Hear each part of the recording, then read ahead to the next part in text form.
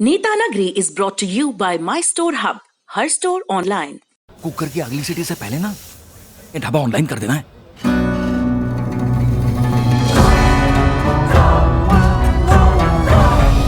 हम हो गए ऑनलाइन। आ गया है माई स्टोर ऐप। ये किसी भी स्टोर को ऑनलाइन करे सिर्फ 15 सेकंड में। माई स्टोर, अब हर स्टोर ऑनलाइन। सिफारिश इस बार फॉर अ चेंज, मतलब ऐसे कोई आप हर बार कह रहे थे कि मैं फ़ौजी बैकग्राउंड से आने वाली चीज़ों के या किताबों के या फिल्मों के बारे में कहता हूँ। आज मतलब अगर लंबा वीकेंड है, अगर आप समय निकाल पा रहे हैं तो 2015 में HBO पे ड्यूप्लास ब्रदर्स का वो आया था टुगेदरनेस। तो 2-3 तरह की सीरीज़ होती है। एक वो होती है जो आप एक बार रात में शुरू करते हो और सुबह आप ख़त्म कर जाते हो, इतनी मतलब मैग्नेटिक पुल होता है। टुगेदरनेस थोड़ा लेड बैक, थोड़ा स्लो आपको लगेगा। तो अगर उस तरह का आपका टेस्ट है, थोड़ा सा शांत बैठ के आप देखना चाहते हैं, एक मिडिल एज्ड कपल की कहानी है और बड़ी प्यारी है, तो आपको अगर वक्त निकले तो देखिए, आपका मन बड़ा अच्छा रहेगा नए साल की शुरुआत में। कुछ भूल रहे हैं? अच्छा, पिछले नेता नगरी में मैंने वादा किया था कि मैं इस बार जब आऊँगा तो मैं एक अभंग आपको सुनाऊंगा, और मैंने तैयार भी क्यों उठा रहे हो? बता रहा हूँ, मैंने तैयार भी किया था, और मैंने जो तैयार किया अब वो निकल गया भजन। मैंने जब पूछवाया कि अभंग और भजन में इसमें फ़र्क होता है क्या, क्योंकि मेरा उतना मतलब अधिकार नहीं है उस पर, तो मुबारक अली को मैंने फ़ोन किया और उनसे मैंने पूछा कि ये मैंने याद किया था वो पाउले चलती मुबारक हमारे एक फेलो लल्लन जी टॉपियन, हाँ, वो हमसे ज़्यादा असली मराठी हैं। ठीक है, मराठी है या महाराष्ट्रियन है? मराठी हैं, महाराष्ट्र। अब वही ये फिर वो डाइग्रेस कर जाते हैं लोग। महाराष्ट्र व्हेन यू से मराठी, मैं ये जानना चाहता हूँ, तो आप एक कास्ट ग्रुप का जिक्र कर रहे होते हैं आप, या कोई भी, या एक भाषा ग्रुप का? वो लैंग्वेज पे जाते हैं। अच्छा, मराठी मतलब मराठी भाषी। हाँ, हमारी लैंग्वेज है, हमारा खाना, हमारा उड़ना पहनना, उठना बैठना जो है वो विदर्भ में कितनी मराठी बोली जाती है? विदर्भ में मराठी बोली जाती है। अच्छा, वो अलग अलग डायलेक्ट बदल जाते हैं पर है मराठी। हाँ, वो बिल्कुल मराठी। अब जैसे आप यूपी में भी जाएंगे तो बुंदेलखंड में हिंदी उतनी साफ नहीं मिलेगी आपको। साफ नहीं मिलेगी से आपका क्या मतलब? अरे उनकी बोली है, वो उस टच में बोलते हैं, तो वही साफ है। वो साफ नहीं, मैं यही अरे भाई साहब, वही साफ है, जैसे हम बोलते हैं वही ठीक है। ये लो, ये ऐसे ये वाली मराठी हम लोग विदर्भ में बोलते हैं, जैसे हम बोलते हैं वही सही है। ठीक है, हम ये दावा नहीं करते विदर्भ वाले कि हम लोग सही है, हमको बहुत सुनना पड़ता है। नहीं, इसका दरअसल ये है कि ये जो भाषा को लेके श्रेष्ठता बोध है, भाषा को लेके, संस्कृति को लेके, खान पान को लेके, वो एक किस्म की एक रूपता पैदा करने की कोशिश करता है। मैं आपको एक वाकया बताता हूँ। सवाल हो रहा था, मुझे अभी एग्जैक्टली याद नहीं कि किस बैठकी में, किस अड्डेबाजी में ये चर्चा हो रही थी कि वेनसांग या फायान या दूसरे जो यात्री हैं इब्न बतूता, ये चले। रास्ते में कई तरह की बस्तियां आई, कई देश आए, कई राज्य आए, कई किंगडम आए, सबकी भाषाएं अलग थी। तो कितने दुभाषिये लेके चले होंगे? तो कहा गया कि साहब दुभाषिया तो एक भी नहीं होगा। पाँव चलते थे, साधन बहुत तेज थे नहीं कि आप फ्लाइट में बैठे और तुरंत पहुंचे। आप चले, रुके, और भाषा एकदम से नहीं बदलती। आप 1 किलोमीटर चले और भाषा बदल गई। भाषा क्रमशः बदलती है जी। तो क्रमशः बदलती है तो आप क्रमशः अडॉप्ट भी कर सकते हो। तो बरसों बरस के क्रम में वो होता है। बाकी आप जो मराठी बोलते हैं विदर्भ वाली, वो भी अच्छी है, और हम जो बुंदेली बोलते हैं वो तो अच्छी है। मानते नहीं ना लोग। लला कबूम गलत हो ही नहीं सकता। हाँ, और कितना अच्छा लगता है जब कोई इतने अधिकार के साथ, मतलब मिट्टी की सुगंध रहती है उसमें। तो मैं आपको बताने वाला था, प्रहलाद शिंदे का एक बड़ा प्यारा भजन है, पाऊले चलती पंढरीची वाट। कितना सुंदर लगता है। वो भीमसेन जोशी ने भी गाया है। उन्होंने भी गाया है। तो और वो कह रहे हैं कि पैर पंढरपुर की तरफ जा रहे हैं। ठीक है, तुम जाते हो पंढरपुर? हाँ, वो फैमिली ट्रेडिशन में है।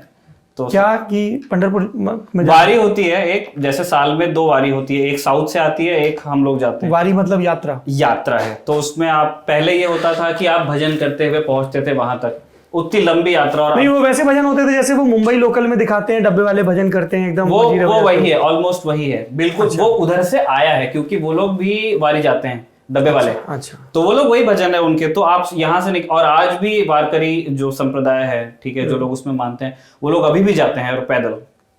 जो जैसे हमारी मम्मी नहीं उतना चल सकती हैं, तो वो ट्रेन से पंढरपुर पहुंचेंगी और फिर वहां से वहां जाएंगी। और वहां पे मंदिर है विठोबा का। हाँ, विट्ठल रुक्मिणी का मंदिर है।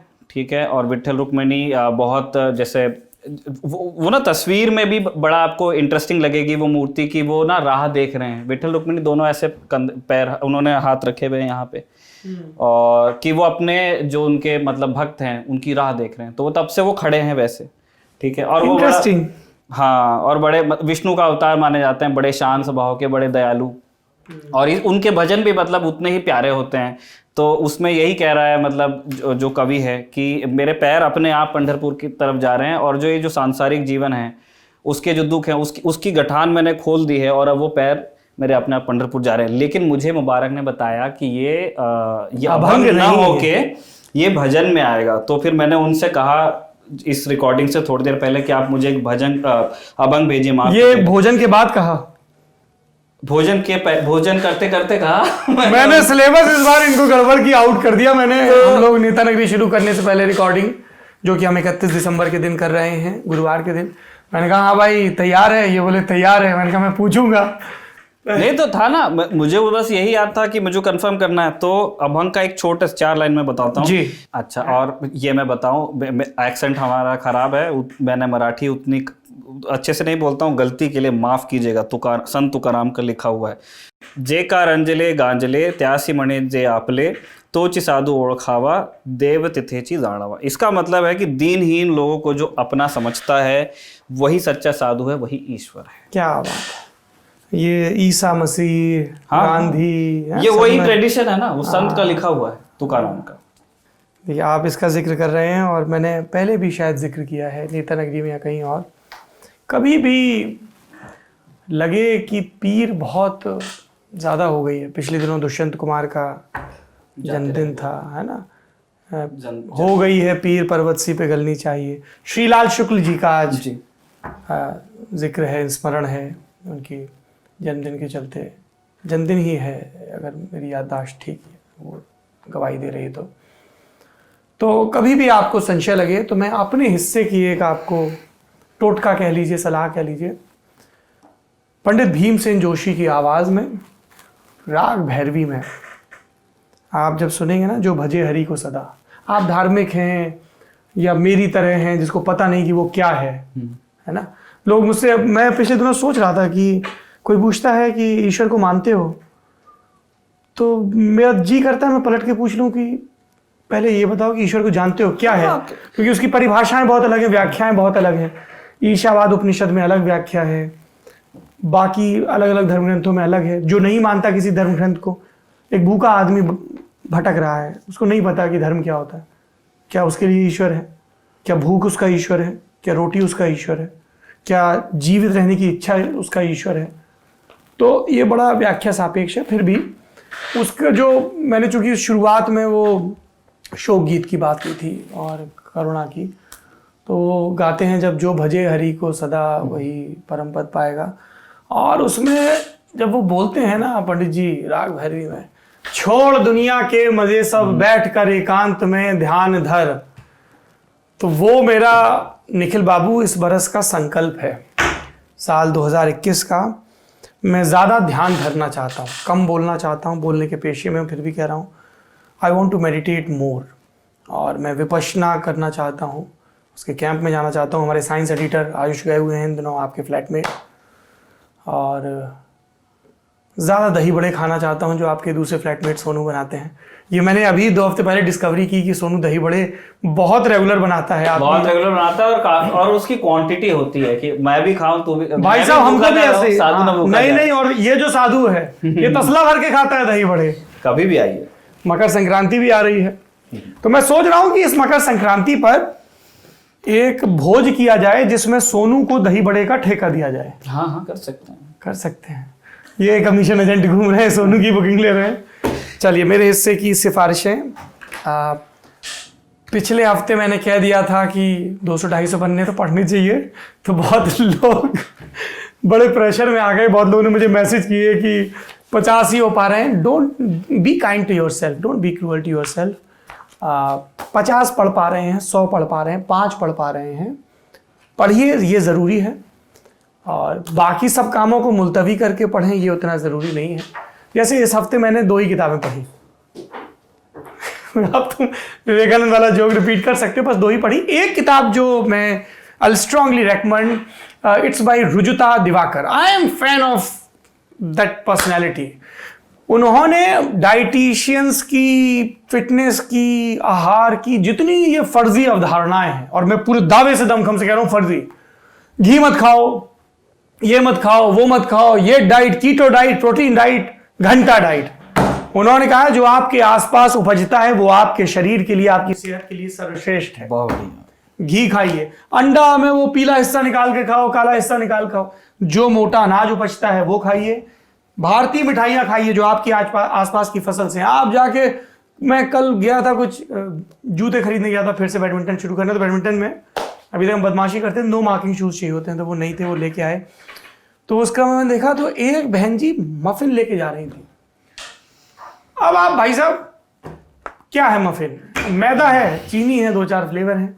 तो उनका कहना है कि आपको मीठा खाना है, भारतीय मीठा खाएगा। आप तुम तिल का लड्डू खाओगे, तुम्हारे शरीर में गुड़ पहुंचेगा, तुम्हारे शरीर में तिल पहुंचेगा घी के अतिरिक्त, और दोनों ही स्वास्थ्यवर्धक है।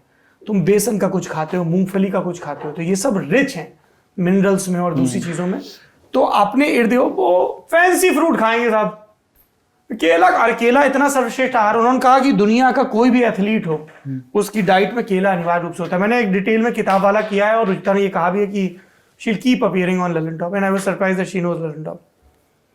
तो उनकी किताब आप पढ़िए, जो in the age of dieting करके है, वेस्टलैंड से आई है। उसके अलावा मैंने यहाँ पे रेकमेंड की थी रामचंद्र गुहा की किताब, कॉमनवेल्थ ऑफ क्रिकेट। बहुत कमाल किताब है, तो मुझे उनका इंटरव्यू करना है, तो मैं उसको नए सिरे से रिवाइज कर रहा हूँ।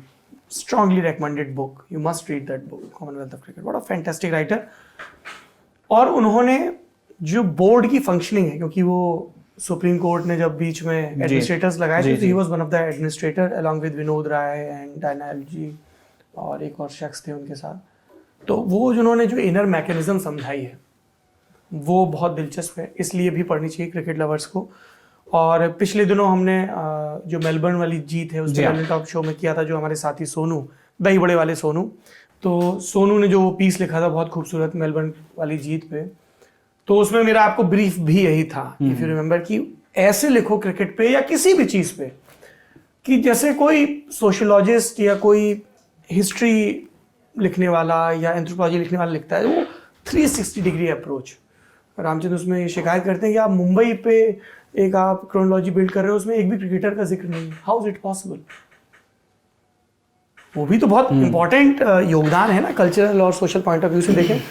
एक फिल्म मैं बहुत स्ट्रांगली रेकमेंड करना चाहूँगा, and that film is, I was avoiding it because जब आप किसी को करीबी ढंग से जानते हैं तो आप you avoid talking about them in public. पर अनिल कपूर और अनुराग कश्यप की एक्टिंग वाली और विक्रमादित्य मोटवानी की डायरेक्ट की हुई फिल्म है AK versus AK। What a fantastic effort, maverick, truly a gem. मतलब these are the kind of film जिनको आप 10 साल बाद बोल सकते हो कि यार इंडिया में ऐसी फिल्म बनती है, जैसे तुम्बाड़। यार हमारे यहाँ तुम्बाड़ बनती है, हमारे यहाँ लंच बॉक्स बनती है, you know, these are the films जिनके बारे में आप ऐसे रेकमेंड करते हो और बड़े गर्व के साथ, फक्र के साथ कहते हो। AK versus AK is a brilliant effort, और उसकी लेयर्स हैं बहुत। मतलब एक उसमें सीन है, स्पॉइलर नहीं है, उसमें अनिल करा रहा है और वो कैमरे के पीछे लड़की है, वो पूछी सर आप ठीक हो? ये बिल्कुल वैसा आग लग रही है ना, तो लोग एंड दे फॉरगेट कि when you are capturing something, somebody is capturing you. एक तो आपके सर के ऊपर हर वक्त वैसे ही सैटेलाइट घूमते रहते हैं, so everybody is capturing everybody, nobody is safe. So at least इतना तो कर ही सकते हो कि कोई ज़रूरत में है तो उसकी मदद कर दो। तो वो एक चीज़ है। So I will strongly recommend that film.